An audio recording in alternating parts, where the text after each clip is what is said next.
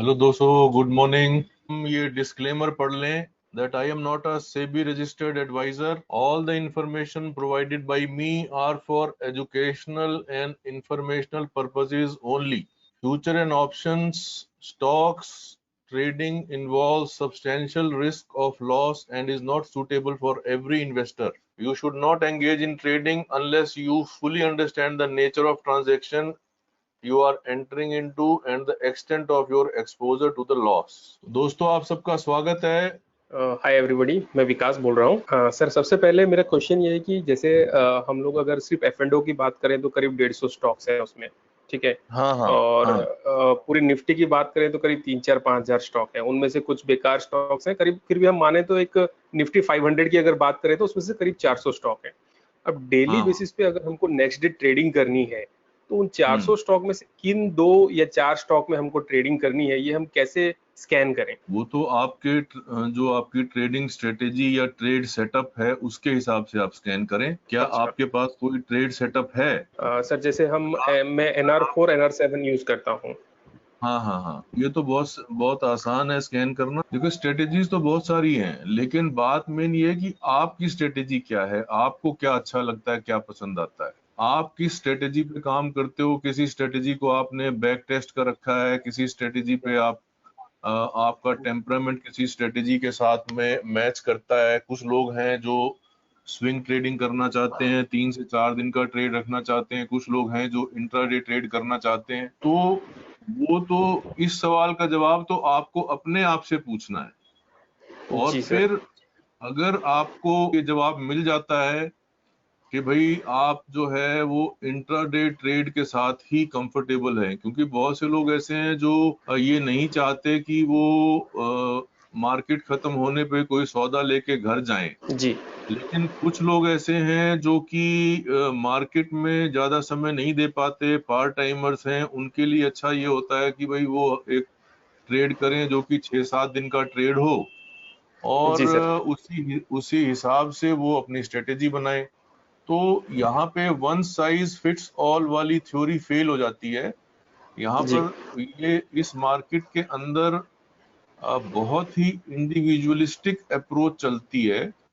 जी तो अगर कोई पुराना आदमी है तो वो हिट एंड ट्रायल के साथ में अपने आप से ये सवाल जवाब कर सकता है कि भाई मुझे कौन सी स्ट्रेटेजी करनी है, और ओके। उसी हिसाब से वो स्कैनिंग कर सकता है। दूसरा सवाल ये था सर, जैसे अगर मैं कैश में करना चाहता हूँ, मैं ऐसे स्टॉक्स ढूंढना चाहता हूँ जो मुझे नेक्स्ट से 10 डेज में या 15 डेज में एक 5% का अप मूव दें। तो ऐसे स्टॉक्स ढूंढने के लिए मुझे मतलब किस टाइप की स्कैनिंग करनी पड़ेगी? अब जैसे कल आपने 2-3 स्टॉक्स दिए थे, कैनफिन होम्स और ये सब। हाँ अब आप हाँ। वही है कि 500 स्टॉक्स को तो एक एक करके जाके हम लोग चार्ट खोल के देखेंगे नहीं, तो हम कहीं ना कहीं कुछ आप स्कैन करके आपने उन स्टॉक को नहीं।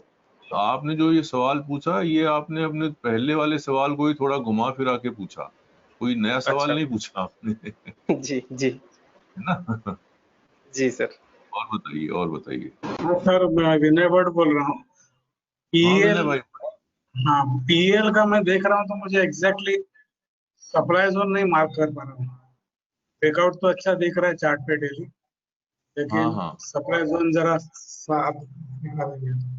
सबसे पहले आपने पूछा PEL। आप देखिए, सबसे आसान तरीका बता रहा हूं मैं आपको। हाँ। ये मैंने वीकली चार्ट लगाया है। हम्म, वीकली चार्ट पे सबसे पहले आप एक ट्रेंड लाइन खींच दीजिए ऐसे। अब आप ये देखिए, प्राइस इस ट्रेंड लाइन के पास आ रहा है। नंबर एक बात। नंबर दो बात, अगर मैं यहाँ पे एक सप्लाई जोन लगाऊं तो वो वीकली चार्ट पे ऐसे खींचता है। अब इसको मैं कन्वर्ट कर देता हूँ डेली चार्ट पे, और अब देखते हैं। क्योंकि ये सप्लाई जोन है तो इस लाइन को हरे की बजाय मैं लाल कर देता हूँ, और इसको ऐसे कर देता हूँ ताकि देखने समझने में आसानी हो। तो मोटे तौर पे हम सप्लाई जोन को में एंटर कर रहे हैं। एक बात तो ये होगी। और ये सप्लाई जोन और ये जो ट्रेंड लाइन ऊपर से आ रही है, ये इस पॉइंट के ऊपर आपस में ये कोइंसाइड कर रहा है, ये सप्लाई जोन और ये ट्रेंड लाइन। इसका मतलब यहाँ पर करीब 1625 के आसपास हम एक रेजिस्टेंस को समझ सकते हैं। लेकिन आज आप देखिए, आज इसकी वॉल्यूम बहुत अच्छी है। और आज की जो डेली वॉल्यूम है, आप ये देखिए पिछले ऑलमोस्ट 12 दिन की वॉल्यूम से ज्यादा है, और ये जो एवरेज हाँ, वो तो अभी तक 12 बजे तक हो गई है। हाँ, तो ये मतलब आज की तारीख में ये काफी तेजी में है, लेकिन ये सप्लाई जोन में घुस रहा है। तो अब 75 मिनट भी देख लेते हैं, अभी तक इसने किसी भी तरह का कोई डाइवर्जेंस नहीं दिया है। तो एज सच इस पॉइंट इन टाइम पे ऐसा लग रहा है कि ये 1700 का लेवल टच कर सकता है। अभी तक इसने, अगर कोई डिप आती है तो छोटी मोटी डिप से घबराना नहीं है, ठीक है। अगर आपकी इसमें पोजीशन है तो आप मोटे तौर पे सेफली ये वाली जो कैंडल है, ये वाला जो डिमांड जोन है जहां से इसने शुरुआत करी है करंट उसकी, तो आप यहाँ पर एक स्टॉप लॉस लगा लें। ये आप माने 1302 का लेवल है, तो 1302 से पहले अगर छोटा मोटा कोई डिप आए तो उसको फिर हम खरीद सकते हैं। वही 1650 और 1700 तक जाने की संभावना है। 1650 जा सकता है ये, अगर मैं इसके सारे मोमेंटम ऑसिलेटर और सारी चीजें देखूं तो 1650 का लेवल टच होता हुआ लग रहा है। सर, अभी मेरा सवाल आपने बोला उसके ऊपर ये है कि हर एक बार ये 3 टाइम फ्रेम पे चेक करना चाहिए। बिल्कुल करना चाहिए, उसके बिना कैसे बात बनेगी। हर टाइम फ्रेम पे आपको ये मालूम होना चाहिए कि ये किसी टाइम फ्रेम पे कमजोर तो नहीं है। किसी, अगर मान लो अगर छोटे टाइम फ्रेम पे कमजोर है और बड़े टाइम फ्रेम पे मजबूत है तो घबराने की बात नहीं होती। लेकिन अगर बड़े टाइम फ्रेम पे, अब जैसे मैंने अभी वीकली आपको दिखाया चार्ट, दोबारा लगाता हूँ, देखो इसकी अच्छी बात ये है कि इसने जो पुराने वीकली जो ये वाले कैंडल थी, इसको इसने आज पार कर लिया। इसका मतलब कि वीकली में ये स्ट्रेंथ में है, मजबूती में है। लेकिन अब अगर मैं इसको आपको ये बताऊं कि ये देखो, ये पुराना स्विंग हाई था आरएसआई का, ये इसके पास पहुंच रहा है, तो यहाँ पे भी आके एक बार ठिठकेगा। तो आप इसको मिलान कीजिए कि भाई यहीं आरएसआई की स्विंग का भी हाई बन रहा है, यहीं पे सप्लाई जोन बन रहा है, यहीं पे ट्रेंड लाइन बन रही है। तो ये सारी बातें ये बता रही हैं कि यहाँ पे ये ठिठकेगा ये। तो अगर इसमें यहाँ पार्ट बुकिंग कर ली जाए 1650 के आसपास तो अच्छा रहेगा, ठीक है। हाँ सर, और दूसरा एचयूएल भी 2350 से हर बार रिटर्न आ रहा है, तो उसका भी कुछ बोल सकेंगे? वो भी देख लेते हैं। अब आप देखिए, मोटे तौर पे एचयूएल एक रेजिस्टेंस के आसपास चल रहा है, और बहुत से दिनों से मतलब ये बड़ा लिथार्जिक मूव दिखा रहा है। कोई ये जो यहाँ से जो अप मूव आया है, इसके अंदर करंट नहीं है ज्यादा। देखिए अभी प्राइस एक्शन में इसने कोई यहाँ पर कमजोरी नहीं दिखाई है, लेकिन ये वाला जो पॉइंट था, इस पॉइंट से ये पिछली बार नीचे टूटा था। तो मोटे तौर पे अगर अगर हम माने तो ये यहाँ पर एक रेजिस्टेंस की शुरुआत है। आप ये देखिए, ये दो कैंडल जो व्हाइट वाली कैंडल हैं, ये दोनों कैंडल यहाँ पर आके ये रुका था और फिर यहाँ से दोबारा आना शुरू हुआ था। तो ये वाला जो पॉज है, ये पॉज एक रेजिस्टेंस के रूप में इसको लग रहा है, और यहाँ पे अभी ये थोड़ा समय और लगाएगा। लेकिन अभी वीकनेस नहीं नजर आ रही है। अभी इसको मैं शॉर्ट करने की सलाह नहीं दूंगा, अभी इसमें वीकनेस नहीं है कोई। Thank you sir. Okay, Vijay is asking me, sir Nifty bank Nifty chart please.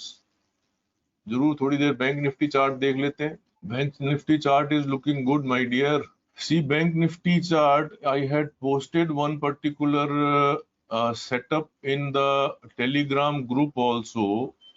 We call it as RSI divergence and breakout setup. People take lot of money in explaining this setup, but because you are members of my dear Telegram group, so I am again and again explaining this setup to you. You see, at this point, the price was making a low here, and when the price made another low here, RSI failed to make a fresh low. This setup is known as positive divergence setup, and at one point in time, RSI, it broke above its previous swing high, indicating that from here reversal was possible. So it reversed from here.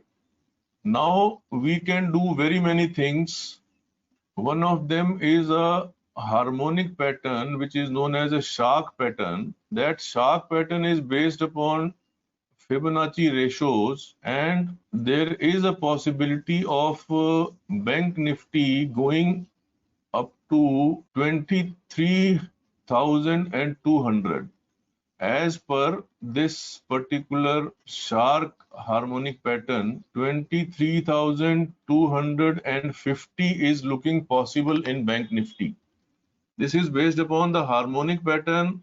Shark is the name of this pattern. You can Google it and try to draw it, or you can take a screenshot of this particular pattern.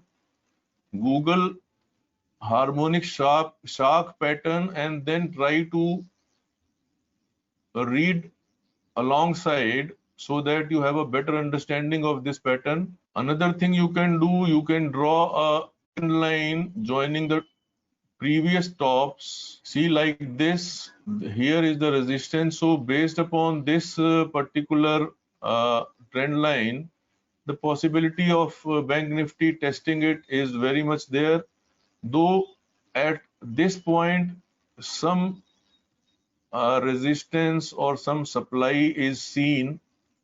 I would draw this supply zone like this. Why I have drawn the supply zone? You can read in the supply zone or demand zone related studies. That is a detailed matter, and I have taken that particular chapter in my classes on. If any one of you is interested in those programs, they can subscribe to them. Demand, supply, and weekly and monthly programs. So I think broadly that covers our Bank Nifty. Biju is asking difference between support, resistance, and demand, supply. See, Biju, it is a very, very fine, or I should use the word, what word should I use? There is a difference. Basically, if I take this Bank Nifty chart, and in this Bank Nifty chart, if you see, this price, this was the swing high at this point, and this was the swing high at this point, and this was the swing high at this point. Now these swing highs are known as pivots also, and they are considered broad resistances because the price fell from these points. So the historical chart tells us that these swing highs or pivots, they are the resistances.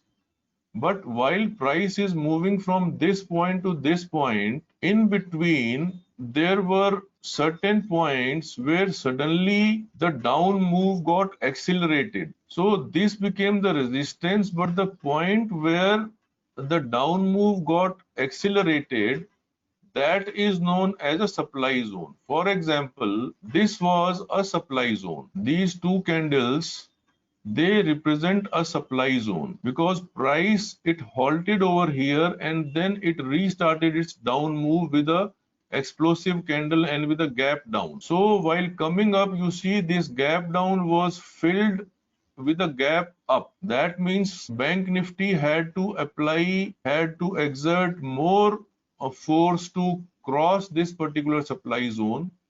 That is one thing, and because the supply zone has been crossed with a gap up, that means at this point the momentum on the upside is quite high. This was the supply zone while coming down, and now while going up, a demand zone has got created at these levels. Why a demand zone has got created? Because from here the upward momentum has seen a sudden burst. The move upwards has seen an explosion. So this particular point is seen as a demand zone, but this will be seen as a support. So again, to clarify your point, the swing highs or swing lows are known as resistance and supports, but during that swing, the points where the up move have taken a explosive move, there a demand zone is marked, and the downswing where the down move has taken a explosive move, that point is known as a supply zone. I hope that will make it clear.